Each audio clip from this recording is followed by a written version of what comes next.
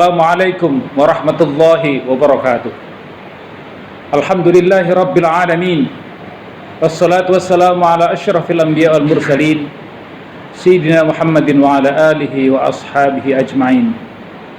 Amma ba'd. Saudaraku kaum muslimin rahimakumullah,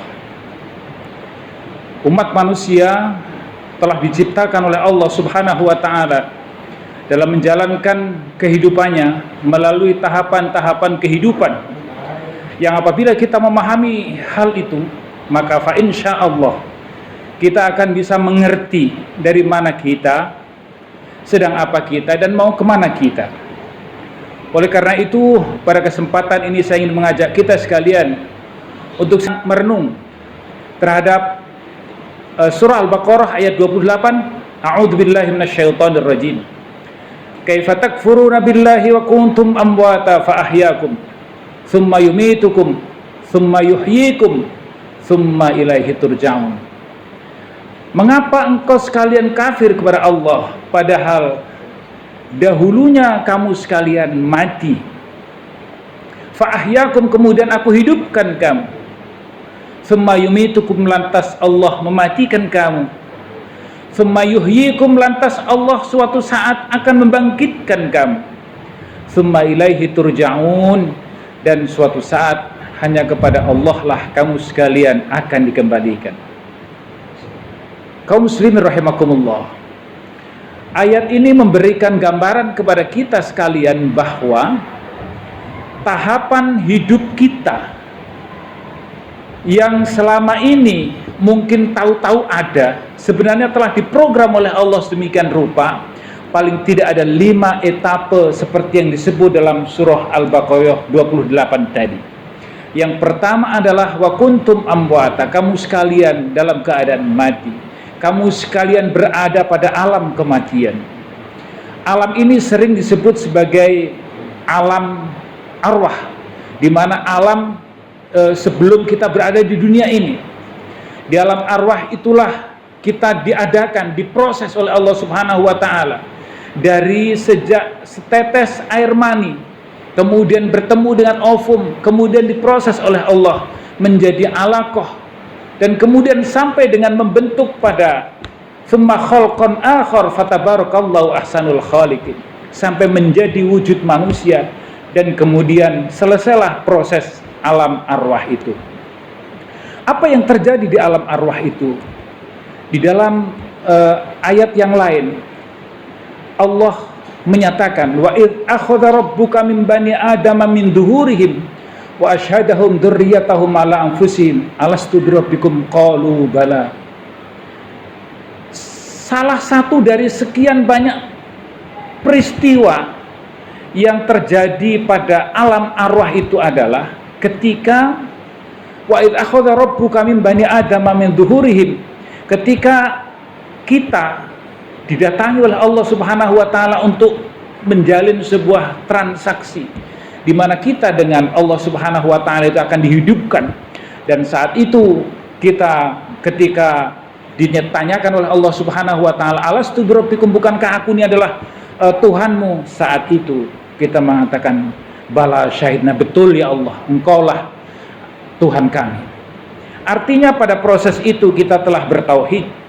Dan bahkan hampir seluruh ahli tafsir menyatakan semua orang mengalami hal ini, termasuk orang-orang yang tidak mengikuti ajaran agama Islam. Kaum muslimin rahimakumullah. Kemudian setelah itu summa ahyakum, lantas aku kamu hidupkan, kata Allah. Kita dihidupkan pada satu kondisi yang disebut dengan alam fana yang sekarang ini. Kita diberikan modal oleh Allah Subhanahu wa taala berupa kalbu, berupa aklu atau akal, berupa nafsu, yang ketiga komponen ini membentuk sebuah perilaku kita yang kemudian oleh Allah supaya perilaku benar, Allah kemudian menurunkan piranti lunak yang disebut dengan Al-Quranul Karim, kemudian Al-Hadis melalui Rasulullah SAW, kemudian melalui berbagai hal yang ada di sekitar kita, atau ayat-ayat kauniyah yang menjadi pelajaran dalam kehidupan kita, bagaimana seharusnya kita hidup. Selama hidup itu pula lah kita dijadikan oleh Allah sebagai khalifah, dan nantinya akan dipertanggungjawabkan kehidupan ini kepada Allah subhanahu wa ta'ala.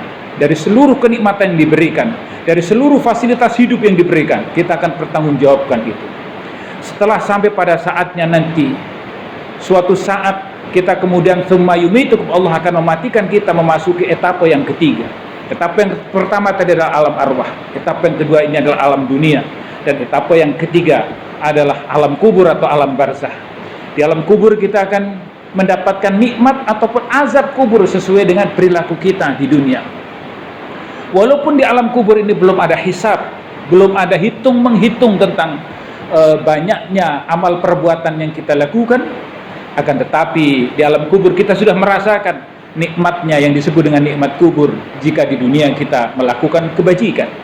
Namun juga sebaliknya, jika kita melakukan keburukan dan berkhianat serta kafir kepada Allah Subhanahu wa taala, maka kita akan mendapat azab yang disebut dengan azabul qabr atau azab kubur. Kemudian setelah suatu saat alam dunia ini hancur yang disebut dengan yaumul qiyamah, pada setelah itulah Allah kemudian tsumma yuhyikum, kemudian Allah membangkitkan kamu kembali, memasuki satu etapa yang disebut dengan alam mahsyar. Disitulah kita dikumpulkan oleh Allah Subhanahu wa taala. Yauma idzin yasdurun nasu ashtatan liyuraw a'malahum, faman ya'mal mithqala dzarratin khairan yarah, faman ya'mal mithqala dzarratin syarran yarah. Di alam itulah kita dibangkitkan oleh Allah Subhanahu wa taala. Untuk apa? Untuk dimintai pertanggungjawaban amalnya. Seberapa jauh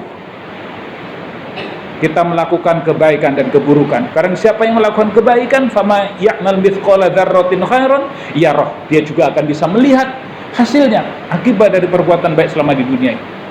Tapi barang siapa yang melakukan perbuatan yang jelek, dia pun akan yarah, akan juga melihatnya. Kaum muslimin rahimakumullah, setelah proses hisab ini selesai, maka kemudian kita memasuki etapa yang terakhir yang disebut dengan tsumma ilaihi turja'un. Kemudian kepada Allah lah kamu sekalian akan dikembalikan. Kita akan memasuki alam yang disebut dengan alam akhirat. Sehingga etapa di sini adalah pertama adalah alam arwah, kemudian setelah itu alam dunia, dan setelah itu alam kubur atau alam barzah, kemudian setelah itu alam mahsyar, dan terakhir adalah alam akhirat. Di alam akhirat ini yang baik akan dimasukkan oleh Allah ke dalam surganya, dan yang jelek akan dimasukkan ke dalam nerakanya. Jika kita mengetahui dari mana kita berasal, sedang apa kita, dan untuk kemana atau mau kemana kita hidup ini, maka fa insyaallah langkah-langkah kehidupan ini akan bisa sesuai dengan arah dan tujuan yang dijanjikan oleh Allah Subhanahu wa taala. Semoga rahmat dan karunia Allah senantiasa terlimpah kepada kita sekalian, sehingga di dalam menjalankan etapa perjalanan kehidupan ini senantiasa sesuai dengan garis dan rel yang telah dijanjikan oleh Allah Subhanahu wa taala.